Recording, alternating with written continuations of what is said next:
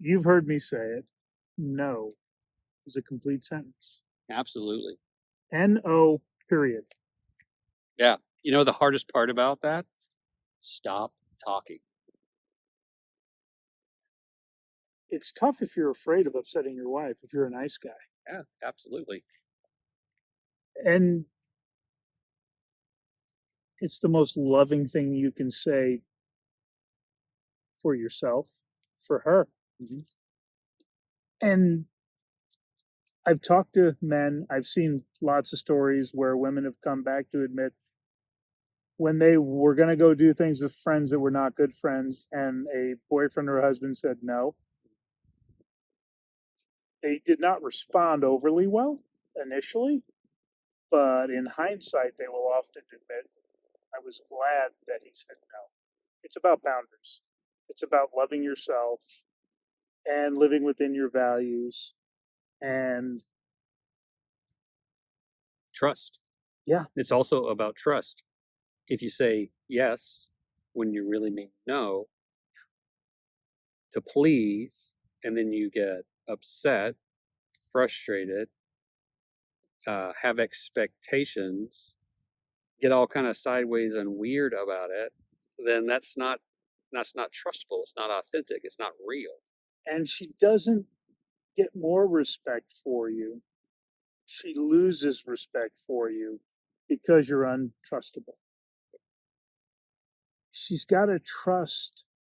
We talk about a number of things, but in the four agreements, one of the four agreements is to honor your word, to be true to your word, to be impeccable with speech, is how he phrases it in the book. Right? Jordan Peterson talks about it too, but again, it goes to the honor, one of the traits, masculine traits. She's got to know if you say, I'm going to do X, you're going to do X. And if you're coming from a loving heart, the first couple of times you say no is going to still be challenging, but eventually she's not going to badger, argue, complain.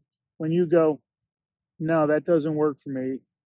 So here's what you just said. I wanna tease this out for the man so that he understands this clearly. When you say no, the fear is that she's going to get upset.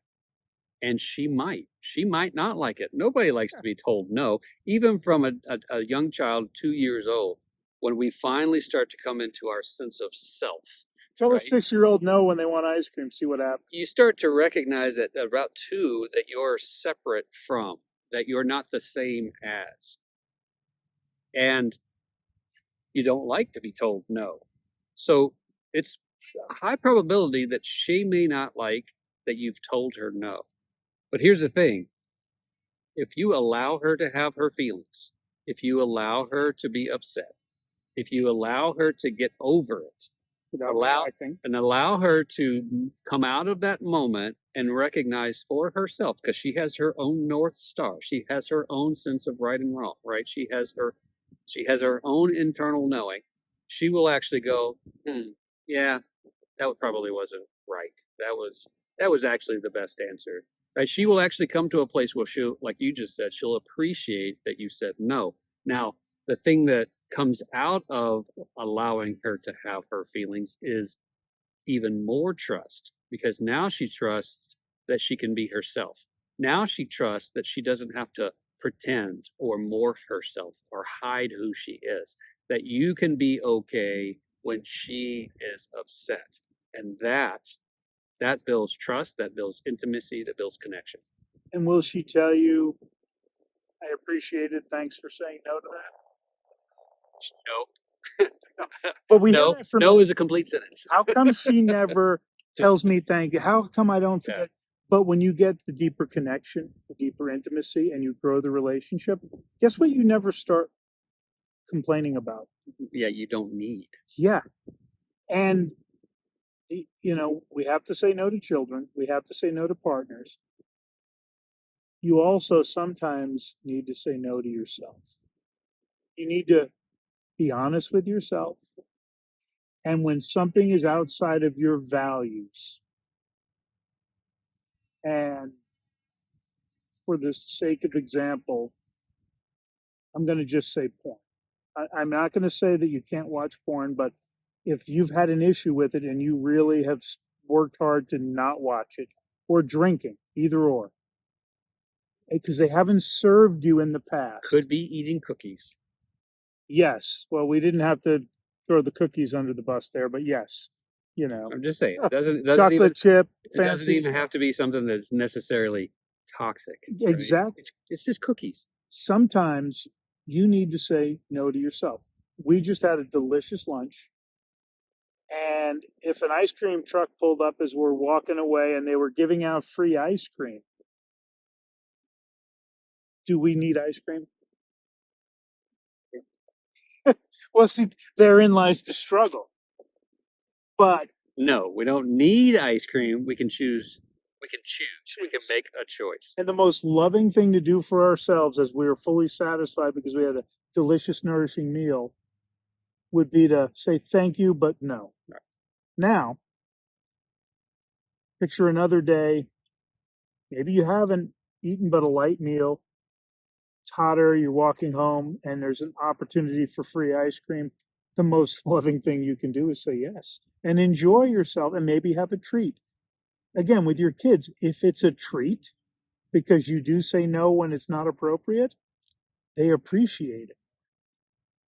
Brene Brown talks about this thing that we say yes to avoid a moment of discomfort. Mm-hmm. The thought of saying no feels uncomfortable. We feel like we're without those boundaries, like we can't say no. Yeah. And She'll so get mad. and so we endure much more by saying yes to something that we should have said no to.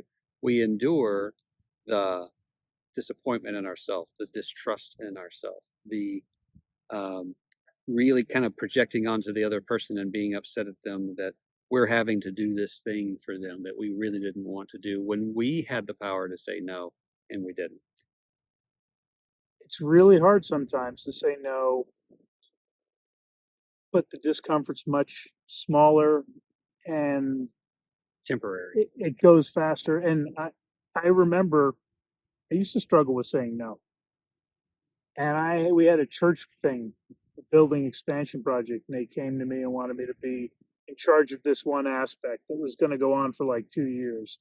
And I had zero interest in doing that because I wasn't interested in that role. But I've talked to a lot of men, they can't say no to church requests. They feel this guilt. And you know what? If it's the wrong time of your life, wish I could, but right now is I'm not able to commit to that because of other things. I'm going to have to decline. Nobody dies. Nobody's going to hell. And thank you for asking. Thank you for considering me, but I'm going to have to pass. I declined, and here's a shocker. I offered to be part of the celebratory meal and the planning and prep of that at the end. Right. Because, well, kind of like to cook, and I don't, I'm good at that. Played to my strength. It was a one-time event. I was willing to take the time for a week or two, but I wasn't willing to give 18 to 24 months of time. And again, I said no. That was the first time with stuff like that. I was like, okay, I can do this. And again, nothing bad happened. Nobody got mad at me. And it's a little different with your wife sometimes.